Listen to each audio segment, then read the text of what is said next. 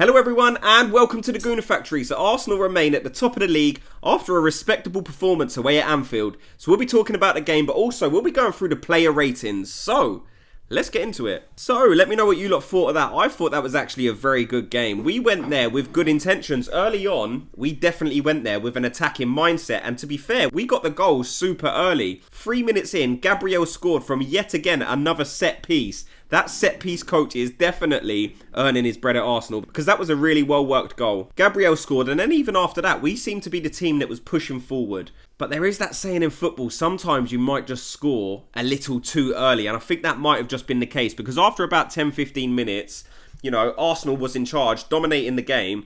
But then something changed. I don't know if the players just got too comfortable, but we started to sit a lot deeper, invited pressure on, and Liverpool then, you know, the majority of the ball was in our half for a lot of the game. Now, we still got some decent chances on the breakaway, but in terms of who looked more dangerous, you would definitely have to say it was Liverpool after we scored that goal. So they just kept pushing, and on the 29th minute, Mo Salah predictably got a goal on the outside, stuck with Zinchenko, turned him inside out, and then shot in the top corner. At first, I thought RAYA maybe could have done better, and I was thinking, oh, Ramsdale would have saved that. But when you look at it back, it was right in the top corner, so maybe I can't blame the keeper on that one at all. But Zinchenko, in my opinion, should have done way better. He should have been showing him a lot more onto his right foot. He doesn't want to hit it with his right foot. And the angle that he was at, the only thing he could do was cut back inside and shoot. So I don't really understand Zinchenko's thinking in that moment. And look, I've been critical of Zinchenko. In the last game, I said I don't think he's up to the challenge of being Arsenal's full-time left-back. I don't think he's good enough defensively. But even going forward, he gets caught so much in possession. I said that in the last game, and it was very much the same in this game. He kept giving the ball away.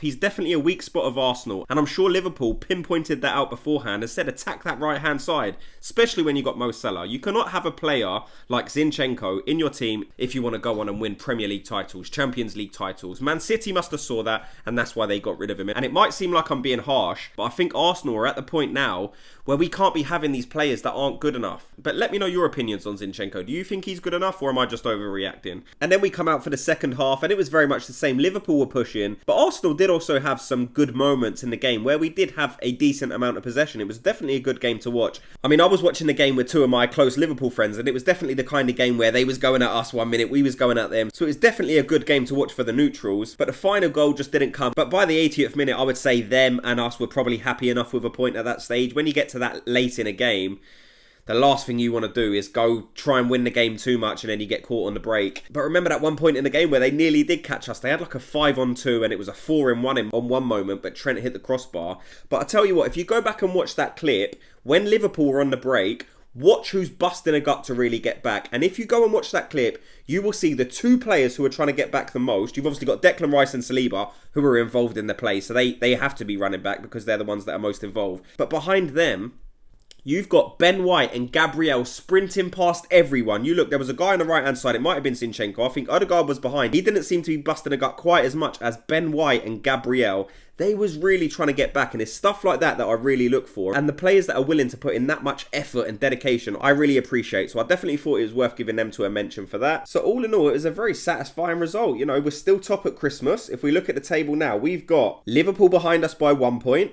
Aston Villa behind us by 1 point. They've done very well up to this point in the season. I don't think they're ultimately going to have enough legs to last the whole season, but to be 1 point behind the leaders at Christmas just shows really how much of a brilliant job Unai Emery is doing at Aston Villa. Behind them, Tottenham, they're 3 points behind them. Tottenham, they seem like they've run out of steam lately. They've had a few injuries, but then again, everyone's had injuries, so you can't really blame that. They seem to have had a few good results recently.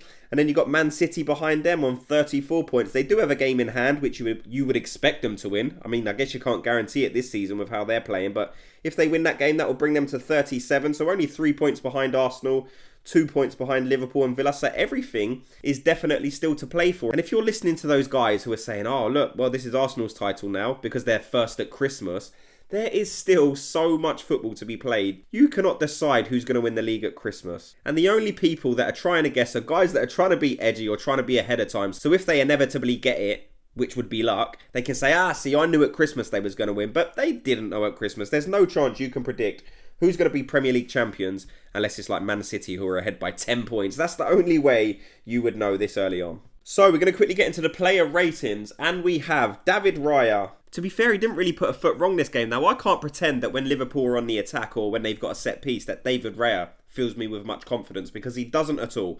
I was screaming the whole game, please, no, no, no. But he actually didn't make a mistake, so I've got to give him that. So I'm going to give him a 7 on this game, which is just above average, because he did come out, made some decent enough claims, made a couple of saves as well. So I've got to give him his respect there. David Raya, 7.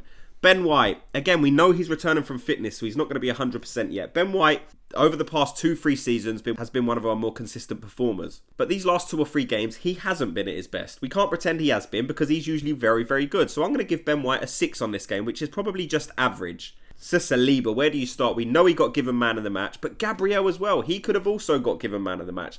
To be fair, their centre-backs, they could have even got given man of the match. In terms of centre-backs, that was probably the best display from 4 centre-backs we've seen in a game all season. They were all tremendous, but we're giving ratings to Saliba and Gabriel, so I'm going to say very, very good. I'm actually going to give them both a 9, because they was incredible. Zinchenko, again, I don't want to downrate him too much, but in my opinion, he's just not good enough. So last week I gave him a 5.5, and this week I'm actually going to give him a 5, because he gave the ball away in stupid positions. There was that one turn he tried to do, and he turned straight into Salah. That was the only place for danger, and he turned into it. So I'm going to give Zinchenko a 5. Declan Rice, just solid as always, so I'm going to give him an 8. And then you got Havertz, and I mean, what do you do with Havertz? Because if he doesn't score, it's kind of like, what else does he do in a game? Now, he did do some nice bits. He done some good link-up play. But as a number 8, you need your centre midfield to do more than just a couple of decent link-up plays.